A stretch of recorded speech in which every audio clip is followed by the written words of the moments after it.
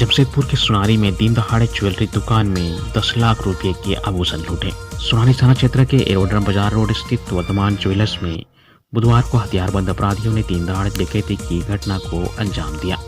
घटना दोपहर 1 बजे की बताई गई है। 6 की संख्या में आए अपराधियों ने दुकान में घुसते ही फायरिंग कर दहशत फैला दी। इसके बाद दुकान के मालिक पंकज जैन को पिस्टल के बट मारकर बुरी तरह से घायल कर दिया और सोने की 5 चेन लूटकर फरार हो गए। लूटे गए गहनों की अनुमानित कीमत लगभग 10 लाख रुपए बताई जा रही है। वहीं पुलिस इस मामले में 3-4 लोगों को हिरासत में लेकर पूछताछ कर रही है। झारखंड के 72,000 शिक्षकों को पास करना होगा जेटेट परीक्षा। झारखंड के लगभग 72,000 शिक्षकों को झारखंड शिक्षक पात्रता परीक्षा पास करनी होगी। सुप्रीम कोर्ट ने पिछले दिनों अपने आदेश में सेवा में बने रहने के लिए शिक्षकों के लिए शिक्षक पात्रता परीक्षा पास होना अनिवार्य बताया है। वैसे शिक्षक जिनकी सेवा 5 वर्ष से अधिक बची हुई है, उन्हें 2 वर्ष में शिक्षक पात्रता परीक्षा पास करनी होगी। झारखंड में लगभग 72,000 ऐसे शिक्षक कार्यरत हैं जो टेट पास नहीं हैं। सुप्रीम कोर्ट के आदेश के अनुरूप इन शिक्षकों को 2 वर्ष में शिक्षक पात्रता परीक्षा पास करनी होगी। इनमें लगभग 30,000 सहायक शिक्षक हैं। इसके अलावा राज्य में लगभग 42,000 ऐसे पारा शिक्षक हैं जो शिक्षक पात्रता परीक्षा पास नहीं किए हैं। राज्य में लगभग 55,000 पारा शिक्षक कार्यरत हैं। इनमें से वर्तमान में 13,000 ऐसे पारा शिक्षक हैं जो शिक्षक पात्रता परीक्षा सफल नहीं हुए हैं। सुप्रीम कोर्ट के आदेश के अनुरूप इन शिक्षकों को शिक्षक पात्रता परीक्षा पास करनी होगी।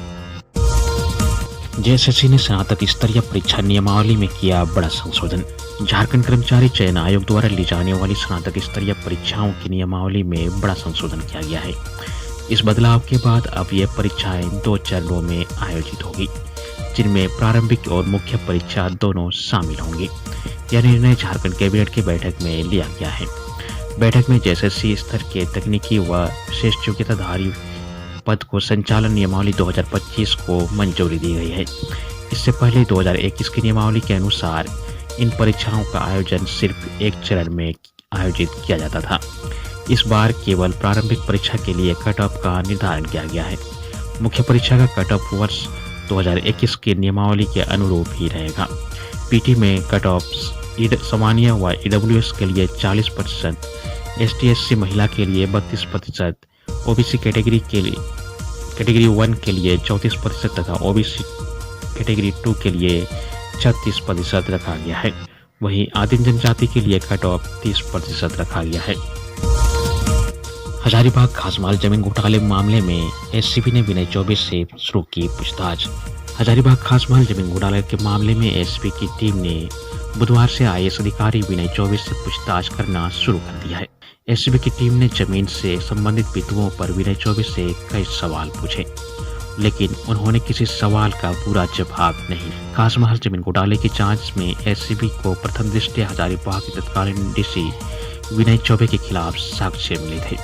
इसके आधार पर एससीबी ने उन्हें केस में आरोपी बनाया था और पूछताछ के लिए मंगलवार को रिमांड पर लिया था।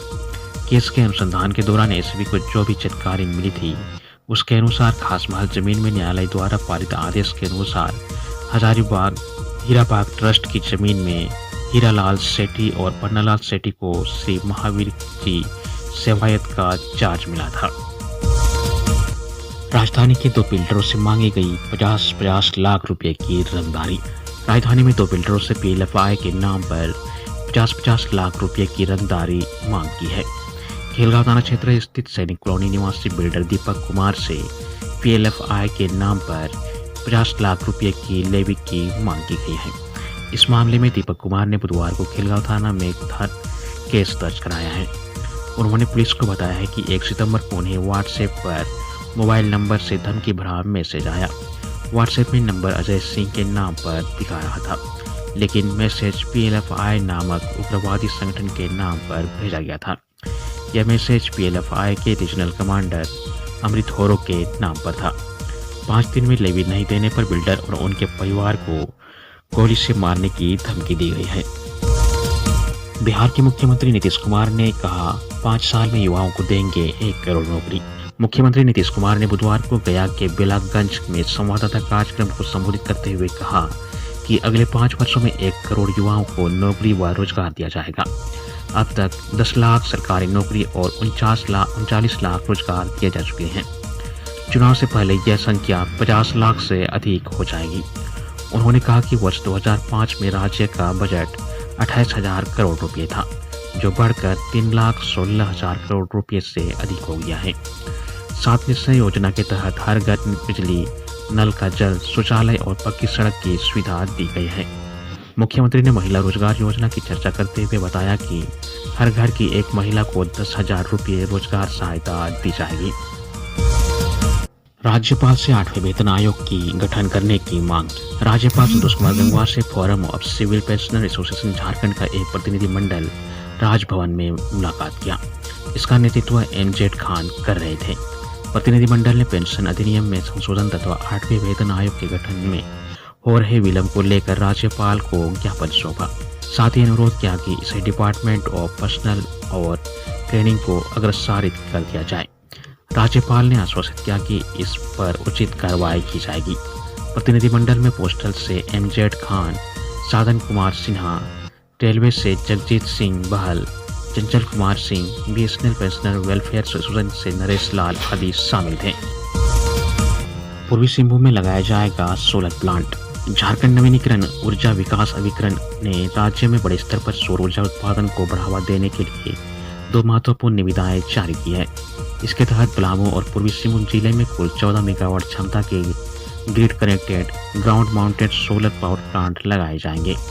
पलामू में 9 मेगावाट क्षमता के सोलर पावर प्लांट की स्थापना होगी। इसकी अनुमानित लागत 92 करोड़ रुपये रखी गई है। वहीं दूसरा पावर प्लांट पूर्वी सिंहभूम जिले के में 5 मेगावाट क्षमता का है, जिसका अनुमानित लागत 43 करोड़ रुपये निर्धारित की गई है। बारिश के फुहारों के बीच मांदर की खाप पर राज्य भर में मनाया गया करम पर्व। राज्यपाल संतोष कुमार गंगवार ने प्रदेशवासियों को प्रकृति पर करम पूजा की शुभकामनाएं दी। वहीं मुख्यमंत्री महिला कॉलेज साइंस ब्लॉक के परिसर में आयोजित करम पूजा में शामिल हुए। मुख्यमंत्री हेमंत सोरेन ने सभा को संबोधित करते हुए कहा कि हमारे पूर्वजों ने हमें करम पर्व जैसे महत्वपूर्ण सामूहिक उल्लास के अवसरों को आगे बढ़ाने का दायित्व सौंपा है।